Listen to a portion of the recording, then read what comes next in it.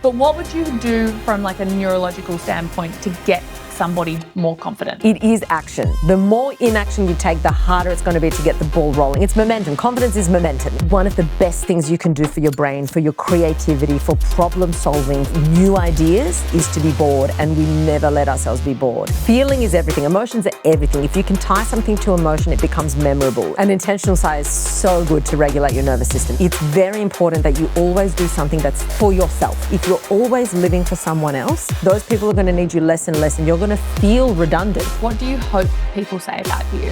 That I help change their relationship with themselves. If you haven't listened to part 1 yet, pause this and go back. I promise you it'll make a lot more sense. If you've already listened to part 1, welcome back. Let's go.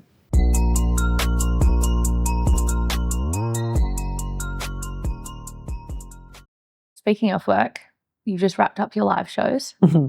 I was fortunate to come to the Sydney one. Loved seeing you in action. Thank you. I was like, it's my girl.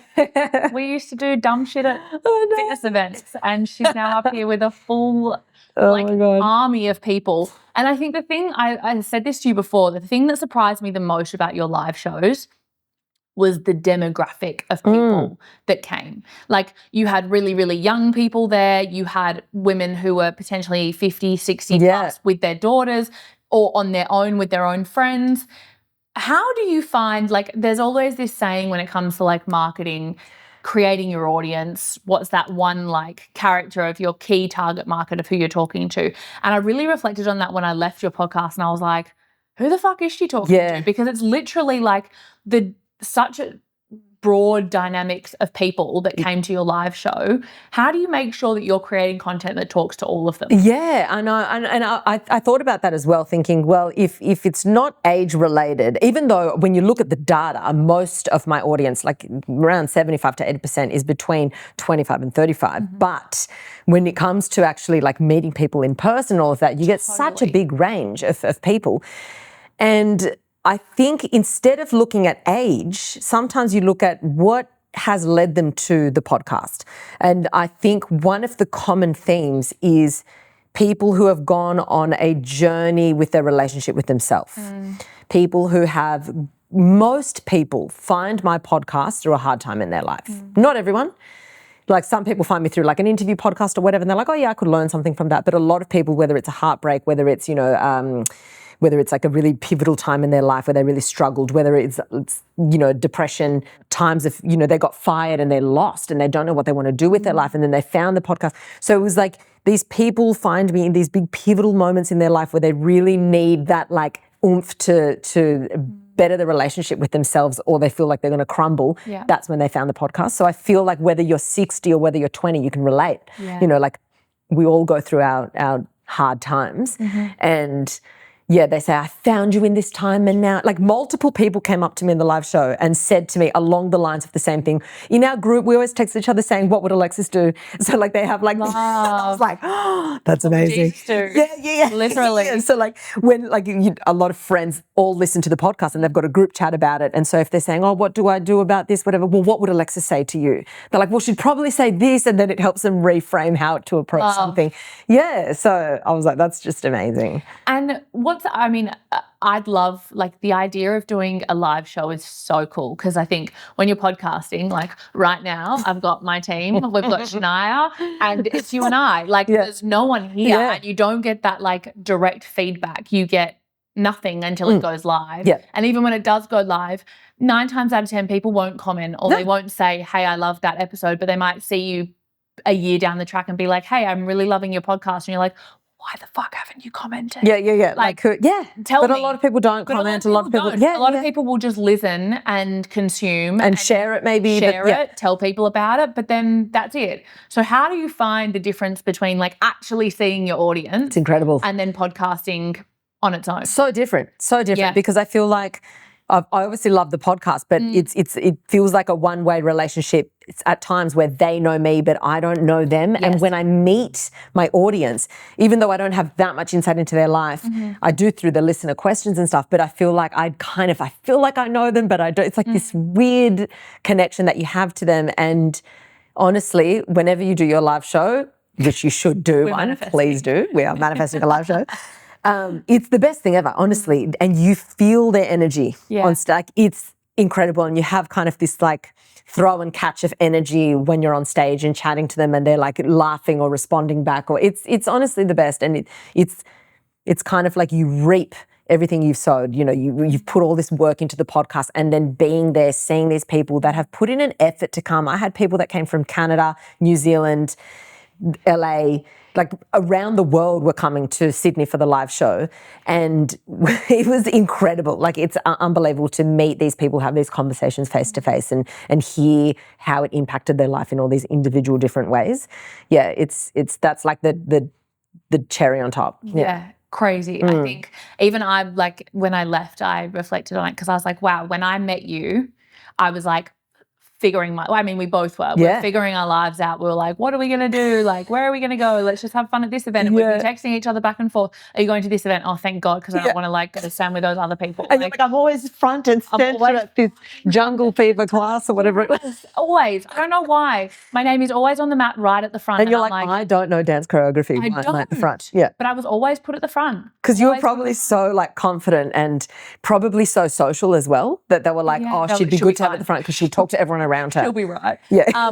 Just leave She's her not at the going to front. complain about us putting her right at the front. Yeah, but I feel like when we first met and we became friends, like we were both at this phase in our life where we were just figuring shit out. We were like, neither of us knew what we wanted to do. Neither of us were like, we loved what we were doing at the moment, but like at that point in time, it was like, well, it is what it is. Yeah. And then looking at you at your live show, I was like, both of us are so different now. And I'm like, wow, to be able to come and watch that show with my now partner and like be at the stage of life that I'm at, you're at the stage of life that you're at with your twins and Tyrone and building your empire. And I was just like, this is so fucking cool to kind of watch someone's evolution over a period of time. I know. So yeah, I just want to say like what an honor it was to sit there and like soak it up and see you literally in your element. And people just like admiring you as they should. But like you've helped so many people, and to visualize that many people in a room. Yeah, it's crazy. It's so cool. It's so cool. It was so good when I saw you like in the half point. I'm like, which was so funny because I didn't even mean to. I was like, I'm not going to go say hi because she's doing her own thing and she's got to go get. And then when you have the cards passed, I was like, I'm going to go find somebody else that I've never not even looked at. And I walked to the front and then you were like, hey. I was like, oh, hey. And then I felt bad because then I felt like there was a line of other people, but then like, came and I was like, I'm so sorry. Like I was like, I'm sorry. Anyway, now, okay, let's say, for example, I'm manifesting a live show. Yep.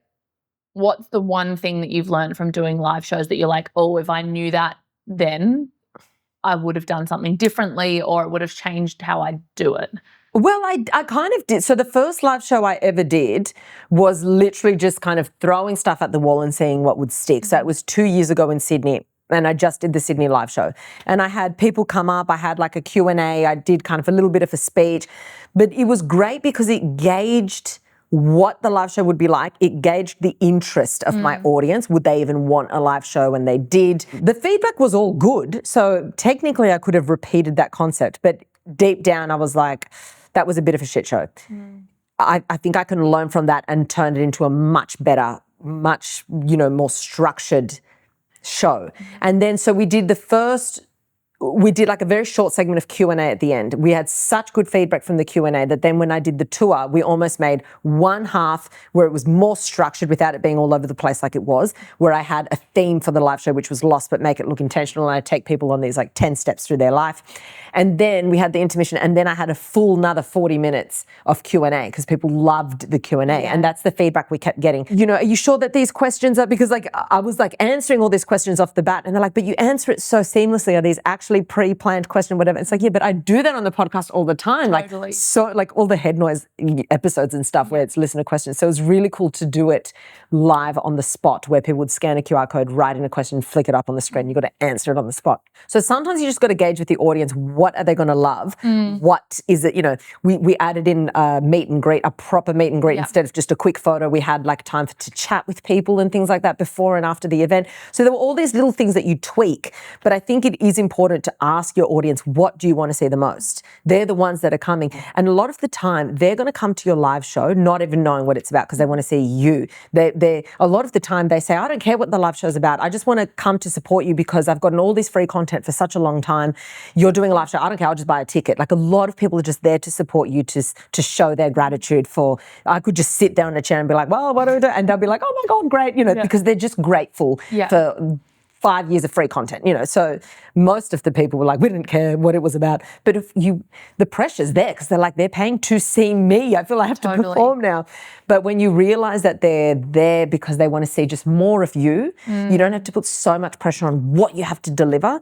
They're not expecting something that you've never done before. They just want to see you in action. So whether you interview people on stage, whether you go even through a list of like, what were my key moments in the history of my podcast so far and things like that. It doesn't matter, my key learning lessons and my top 10 lessons that I learned, and you break it down. And I don't think people would mind what it was about as long as it's consistent with what you do. Yeah.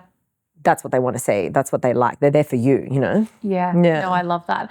Well, who knows? Who knows? Yes. We'll come back to this in 2 years' time. Who knows? Oh my God. Yeah, in 2 years, you would have less than 2 years, you would have done your live show. Crazy. Can't wait. I literally was like, it's funny to me because even podcasting, I'm like, I know that people listen. I can see the numbers on every episode. I can see it climbing. Like, the fact that the last 2 years we've been in the top 10% of video podcasts in Australia. Crazy. But I'm like, who are they all? Yeah. Like, I'd love to meet people and talk to them or help them and workshop problems that they're facing within their business or their brand or whatever. So watch this space. Anyway, before we get into the quick fire questions, that I'm going to ask you questions about the brain because that's where my happy space is. And I feel like I'm so interested in that subject matter, but I avoid asking you these questions when we're at dinner because I'm like, it's not a therapy session. I wouldn't mind. I actually say to my friends all the time if they know that we're friends or they've seen that we've gone to dinner, they're like, I love her content or whatever. And they're like, oh, did you talk to her about this? And I was like, well, no, because like, she's not my therapist. Like, she's my friend and I want to talk to her about like her life too. Like, yes, you're a great sounding board, but I think like I always selfishly have these like brain questions at the end of these episodes because I'm like, I need the answers. Yeah, of course. Okay. One of the questions I get a lot of is, well, people see how confident I am on camera. Not always the case, but they see how confident I am and they're like, how can I become more confident? I'm a big believer in the fact that confidence follows action. So you've got to do the thing repeatedly to become confident. Confident isn't something that you just get off the shelf and you're like, well, now I'm confident. Yeah.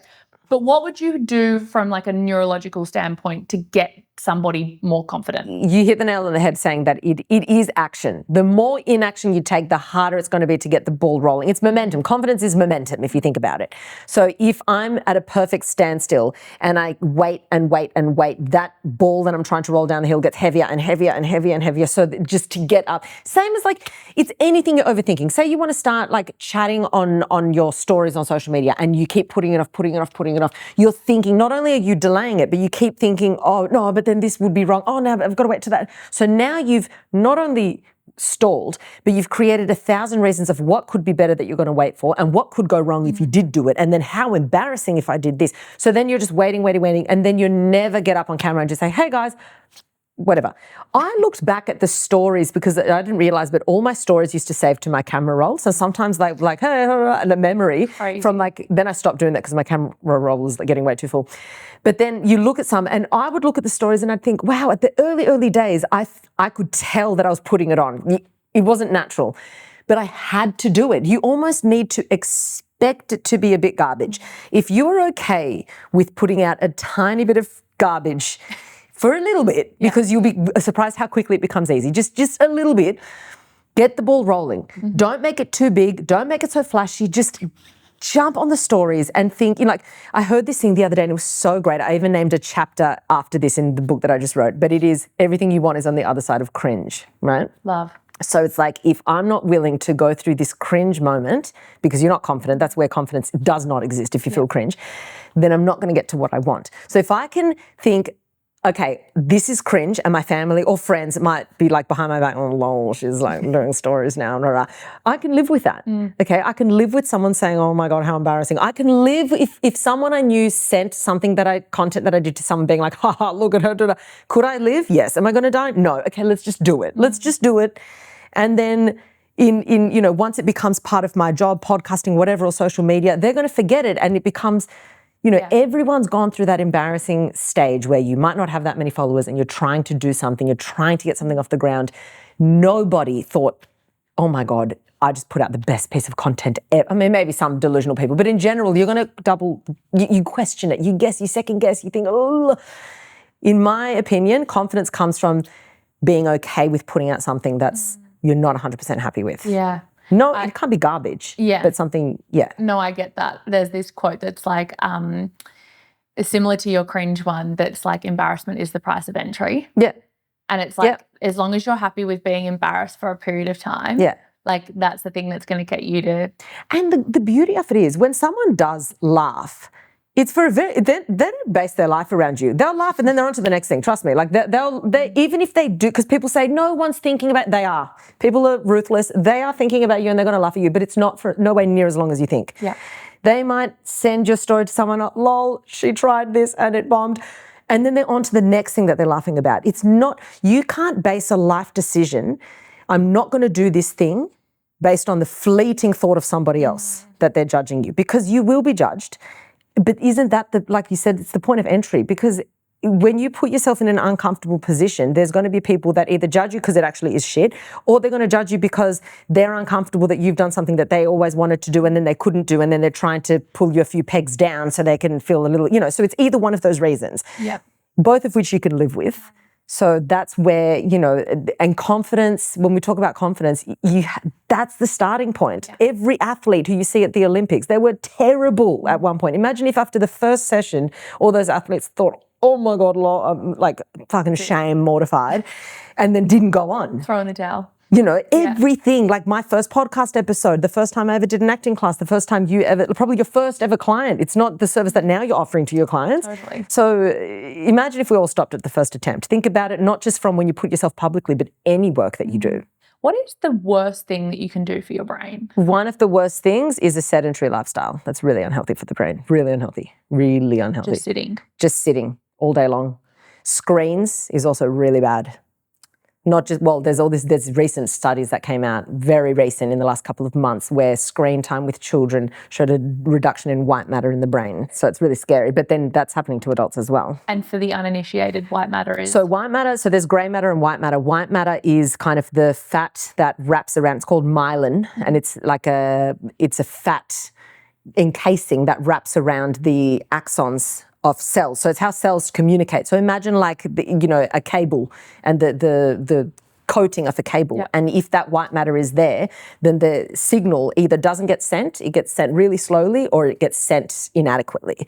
And so then you're getting this mix up in signals. The brain is not communicating efficiently or properly. That's why you get, really like difficulty regulating emotions, difficulty with regulating impulses and things like that. So you're seeing children who cannot for the life of them regulate their emotions when you pull them away from a screen, whereas back in the day, if you were to pull them away from a regular game, they might get a bit upset, but then they would calm down. Whereas like it's a full meltdown tantrum with the screen. It's like you're teaching addiction early on. And we do it as adults. We can just mask it a lot better, but we're just as addicted as the children are. So screens and a sedentary lifestyle, terrible. What's great for your brain? Sleep. That's it. A lot. Sleep is a huge one. Yeah. So I always say, number one, if you're going to focus on one thing to get right before you start trying to improve other things, I would number one, ask, is my sleep good? If it's not, start there. And when I talk about sleep, also the tail end of the day, so the last hour before you sleep, and the top end, because if you're on your phone on the last hour of the day, that's damaging your sleep. If you're having caffeine or alcohol in the last hour, that's going to affect the quality of your sleep, that kind of stuff. And then how am I waking up? Am I waking up with stress and am I checking my email? Oh my God, I've got to... Or am I waking up peacefully and starting my day without being bombarded? So that's important. Then the next one is sunlight and exercise, probably on par. Yeah. Sunlight to set the circadian rhythm. If you've got a healthy circadian rhythm, you're actually more likely to be happier than if you've got a scattered shot to pieces circadian rhythm. Sunlight is a huge indicator of happiness, massively. That's why people in places with really dark winters have seasonal affective disorder, which is like seasonal depression.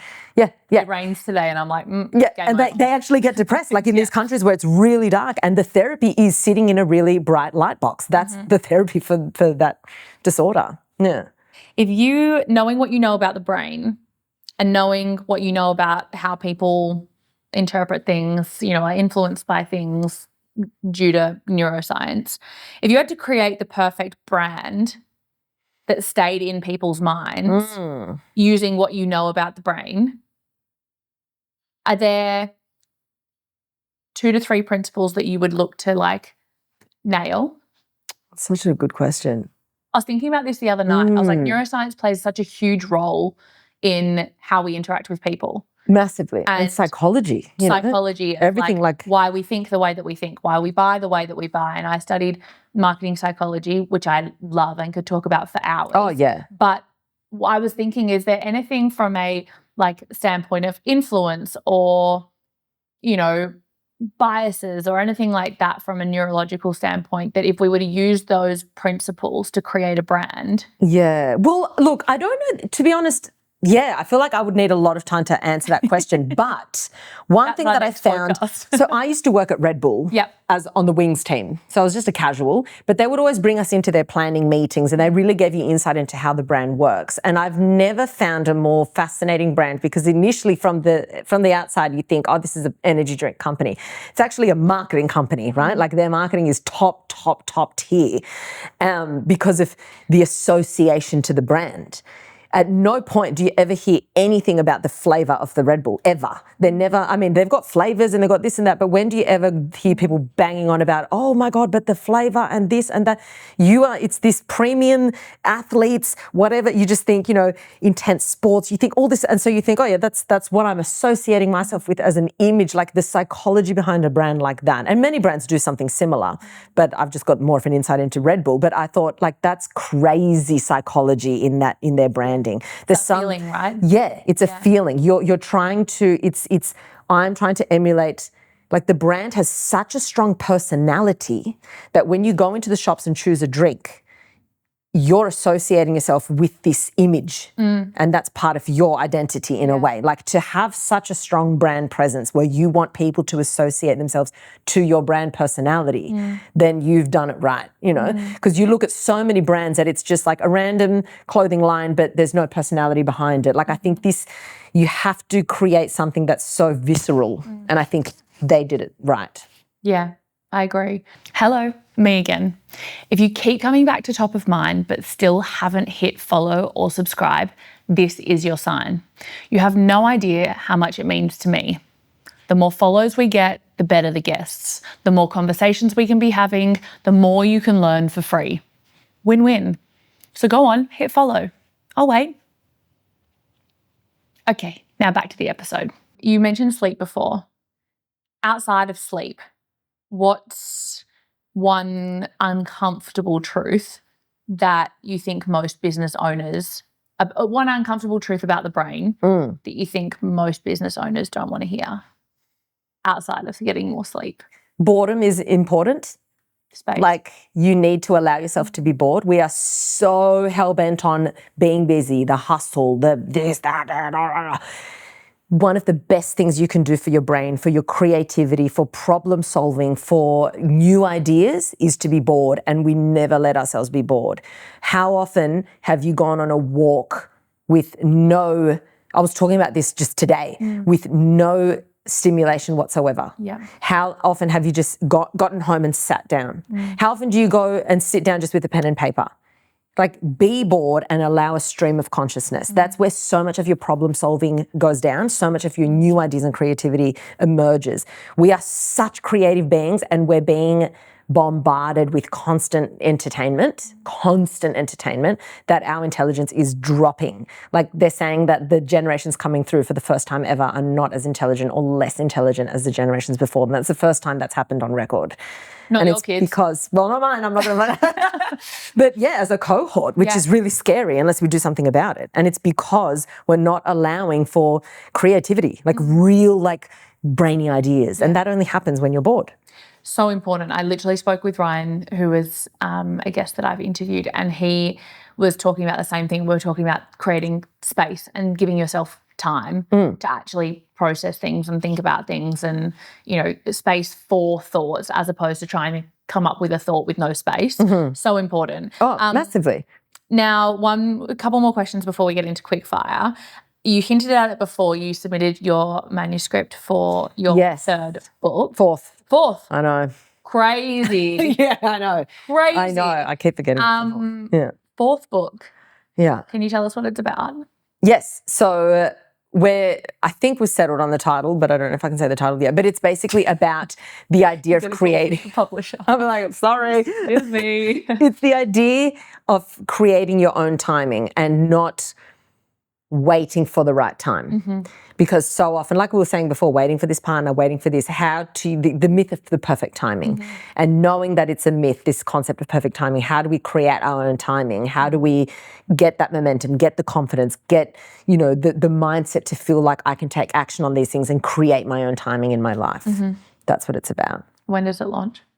Probably this time next year. Okay. I just submitted the draft, the proper hectic draft. So then we have to like work through all of that. Of your brain. Then get through the printing. And then obviously they have to then release the book at the right time based on other titles. So it'll be Feb next year. Yeah. 2027. Wild. Crazy. Wild. I know. Last question before we get into quickfire. What is something that you're insecure about that nobody sees? Do you know what? This is going to sound really lame, but I get so awkward filming myself in public. So awkward. I can't do it. I can do it when Shania's around because I'm like, oh, I've got like, and it's weird because I'm the first person to say, film yourself. Like, it's on the other side of cringe, do these things, whatever. And I'll do it if I have to, but I'm like, I find it jarring. Okay. I don't know why. Because when I see someone else do it, I don't think it's jarring. No. I think, oh yeah, they're creating content. Like genuinely, couldn't care less. Actually, it was really funny. I was filming in a whole heap of content around near where I live, just like out in the streets, like filming myself on my phone. And there's so many people that just walked past me that just did not bat an eyelid. Don't bat an eyelid. Did not bat an eyelid. And I was actually like, whilst I know no one gives a fuck about what you're doing, or like I always know that there'll be people that have thoughts. And I'm like, but these people literally just walked past me and just like. Here I am saying, oh my God, holding my phone up and talking to my phone, like, oh, what a bit, like, but then I'll Zoom with someone and walk down the street. No one knows the difference. Am I talking to someone or am I talking to myself? Who's going to know the difference? And I don't blink if I'm like, oh, video calling someone walking down the street. FaceTime, yeah. People could think I'm filming myself, but I don't care. Yeah. So it's like it's all in context. Sometimes we'll create this context out of thin air, thinking, oh my God, but really, firstly, doesn't matter what they think. Secondly, what if they're like, who cares at the end of the day? Yeah. Because you're not hurting them. You're not. No, I love something to think about. Something to think about. Quickfire. Time for some quickfire questions. Okay. Now, there's some more in here from when you last came. Okay. But there are some of the same, which I'm excited to see if it's the same answer for last time. Okay, which I don't think that they will be because I listened to your episode or our episode that we did this morning and I was, pleasantly surprised. All right, name one brand that first comes to top of your mind. Formula One. Why? I'm obsessed with it. I just love everything about it. I'm a huge fan of Formula One and it's like literally always top of mind for me. Love. Yeah. Watch this space. Yeah. And I want to start a Formula One podcast. Well, manifest it, doll. Manifest. What's the best piece of advice you've ever received? It probably would be everything you want is on the other side of cringe lately, because it's something that I've thought about a lot with other things that I want to start doing. Embracing the cringe. Love that. Worst piece of advice you've ever received? I don't know if this is advice, but when I was announcing my pregnancy and I did a podcast and I was saying that I'm really happy with the partner that I chose, a lot of people were saying, you know, watch out, it's never the same. You're going to be doing 90% of the work. You want to and I just want to turn around and no offense, just laugh in everyone's faces. I'm like, I actually did choose a good partner. Thank you very much. Everyone was like, you say that now, but it's all going to be on you. And I don't know. I think this idea of people like setting you up to be scared for the next chapter of your life and trying to like I don't know, it's not really advice, but I don't like it when people have this idea of you just wait, you wait, you wait. I would never do that to someone entering a new and unknown time in their life. If anything, I'd give them helpful tips. I don't like it when people do that. Yeah. It's the projection of what they've been through. Yeah. So and if you have gone through a hard thing, just say, listen, you might come across this next. And I found it helpful to do this, but say, wait till they're not sleeping. Instead of saying something helpful, like, why instill fear in other people just because you had a bad time? It's like you want them to suffer as well. Yeah, I don't like that. It says more to me about the person than it does anything else. If you or your business had a theme song, what would it be? Okay. There's two. Okay. One of them is Forever by Tina Cousins, because it's the last, after my podcast live show, it's the song that I play at the end. It's just a banger, right? And the other one, you and I were talking about it, and it's Party Rock Anthem when you're stressed. Oh, yeah. And like, remember how we were saying that, you know, like if you're ever crying, you know, you drive a yellow car and we're like, you could never cry in a yellow car. It's too happy. A yellow car is way too happy. It's never happened. It's never happened. Someone has never cried in a yellow car. But the same thing was, this guy was once saying, if I'm ever about to cry, going through a really hard time, I just play Party Rock Anthem really loud and I physically can't cry or be stressed because you just start like. Party rock. So it's like something that's like, probably any song that would be super lighthearted where you're like, there's no way I can be overly stressed about this moment. So then you go in with a better attitude. Love. Yeah. Theme song. That's going to be the theme song for this podcast for your episode. Can't wait. Can't wait. If you had to swap businesses with anyone else for a day, who would it be? For a day? Yeah.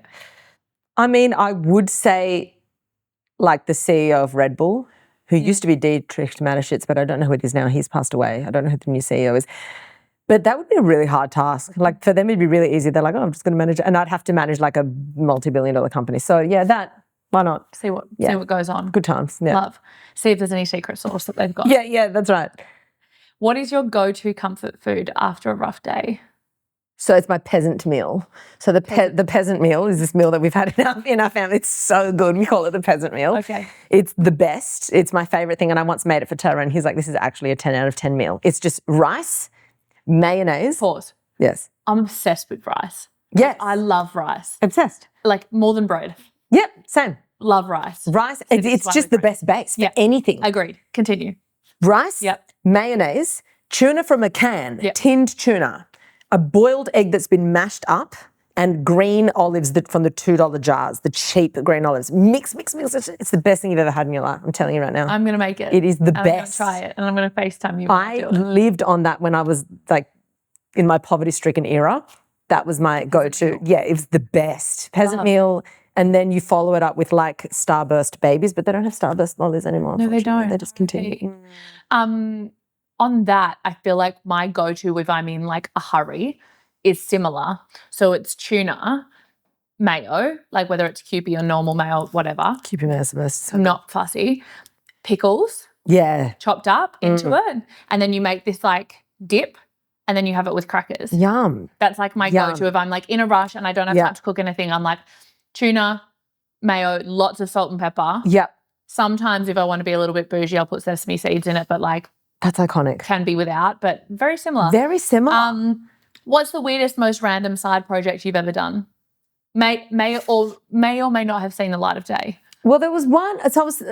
So my cousin and I once created this concept we wanted to have our own bagel stand, and we're going to call it Bay Gals, as in Bay Gals, and we'd have to sell these bagels by a bay, but then Bay Gals, and each bagel would be named after a famous, like important female figure, but they'd be from different countries. So there would be one like the Frida Kahlo, and it'd be a Mexican themed one, and so all these ones from different countries, and there were the bagels. We never did it. We could still do it. We could still do it. Yeah. What's another? There's any bagel collaborations out there? Yeah, anyone wants to collaborate with the bagel, I love a bagel. I tried to order a bagel this morning with Shania. They were sold out. That's sad. That was sad. What's your go-to bagel topping then? Or is it just... Well, it's either the jalapeno cream cheese schmear, or one that I've done. I'm sure they do it at cafes, but cream cheese and Nutella mixed together. Stunning. Crazy. So good. I really like on a plain bagel, cream cheese and jam. Yeah, see, that would be good. Yeah, vibe. Anyway, What is the most expensive thing that you've purchased recently that's not related to what you do for work? Because I know that you just bought the DJI, but That was great. Love that so much. The car. Yeah. mum car. My mum car. What did you get? I got a Toyota Land Cruiser. Do you love it? Love it. I'm obsessed with it. No, because it's got all the cameras and shit. It's so good. Okay. I feel like I'm looking at getting a new car this year. Couldn't recommend higher. Okay. It's so good. You get 1,000 Ks for a tank. Oh, great. Yeah. Yeah. I think we'll definitely go down the Toyota route. Oh, yeah. They're indestructible, capped warranty, like capped service, like 7-year warranty. I feel like a salesperson, like a car salesperson. Toyota, if you're listening. Toyota. But no, this woman brand deal. The best. I'm not joking. What is one thing that you think that helps keep a business top of mind or a brand? The way it makes someone feel, because you know how businesses, like, you've got to solve an issue, you've got to solve a problem, you've got to this, you've got to that. Yes, but also, how do you make that person feel? When you stumble across a brand, does it make you feel nostalgic? Does it make you feel, like, I think feeling is everything. Emotions are everything. If you can tie something to emotion, it becomes memorable. If you can tie something to an emotion that you've already felt in the past, it's something that you hold on to, you know? So how can you make it so that someone's like emotionally now tied to that brand? That's everything, because there are so many brands out there that solve problems that you never think of again, you know? Yeah. Last question. Let's say 5 years from now, no, or 10 years from now, what do you hope people say about you? That I help change their relationship with themselves. I love that. Well, you've certainly done that for me already. Oh, so, dink. But that's so nice. Thank you. So nice. That's everything. I can't believe we've spoken for 90 minutes. I know. I feel like this time flies. I mean, it's the same as when we go for dinner or catch up. It is. Like, what? It's like, and then we're the last one standing and they're trying to shoo us off the table. Well, like, we will not give you a tip. Okay, side note. Let's just talk about that for a hot second. A hot second. We went to dinner the other night and Alexis and I found ourselves talking about tips and tipping. We've both been to the States before, and obviously tipping culture in America is very different to tipping culture here in Australia because of the difference in base wage and salaries. We firmly agree that tipping shouldn't be a prerequisite of paying for dinner. No. Or paying and for I think anything. if you want to tip in Australia, you go ahead and tip in Australia. And I have tipped. If the service is exceptional or, you know, that was super helpful, went out of their way, whatever, I'm happy to tip, okay? And also, if you're paying cash for something, you got a few extra dollars, keep the change, that kind of vibe, you know. But what I don't like in Australia, we're not a tipping culture. We pay enough as it is. Meals are expensive in Australia. Like, don't change the culture. Already we're paying top dollar to go out for dinner. And they come with you with this thing of like, what tip do you want to give before you click, can I just pay? So I don't like that vibe. If you want to tip, but I don't like this, hey, what do you want to tip beforehand? Because then it feels built into that payment process. And the person's standing there, hovering. So then a lot of people end up, and I know for a fact, a lot of people end up clicking, yes, I'll tip, because they feel pressured. Then that defeats the purpose of a tip. Of course. Like, that's not a tip. Yeah, well, I think the thing that we were talking about was like the psychological side of things, that like they present it to you, they're standing right there. It's like, do you want to tip? And it's like, well, not really. Like, you get paid to be here. You've done your job. Yeah, it's been good. But like, you've not done anything above average or like above what I would have expected. Exactly. And therefore, I don't think that it should be built into the payment process. It should not. Like, if there's maybe once you pay, it's like, would you like to leave a tip?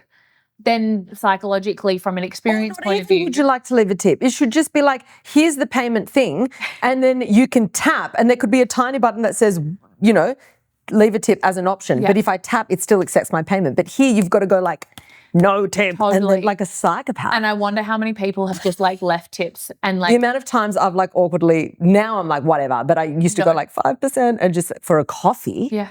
Like, on what planet? No. And like we were talking about it where we were just like, no, we both like looked at it. We like made eye contact with the person that was there. And we're like, no tip. No tip. Tap. Also, this restaurant, while it was epic, it was like, it's one offering on the menu, and you just, so like, what service? I'm sorry. Like they take, and then they bring the meal. It was delicious. The food was so quick. It was great. Streamlined. But you're not, that's the kitchen, if anything. Yeah. You know what I Not mean? the server. Yeah. Yeah, no, I get it. Anyway, thank you so much for being my first repeat guest. I've loved having you on the podcast. I love the insights that you share, and I love, honestly, having these milestones like 2 years on from our last podcast where I'm like, wow, that's what we were talking about then, and this is what we're talking about. I need to listen to that episode now. I'm interested. Honestly, it's crazy. Yeah. It was such a nice reminder to be like, wow, we were at such different stages in our lives and our careers. And now 2 years on, I'm like, same, but different. Yeah. And I loved it. The evolution. Thank you for giving me your time, because you are a very busy girl. Thank you for having me. You're a podcaster, you're a neuroscientist, you're an author 4 times. Don't even, I know. Crazy. Thank you so much. Thank you. Thanks for joining us for another episode. Remember, you don't win by posting more. You win by being the name they think of first. Stay top of mind.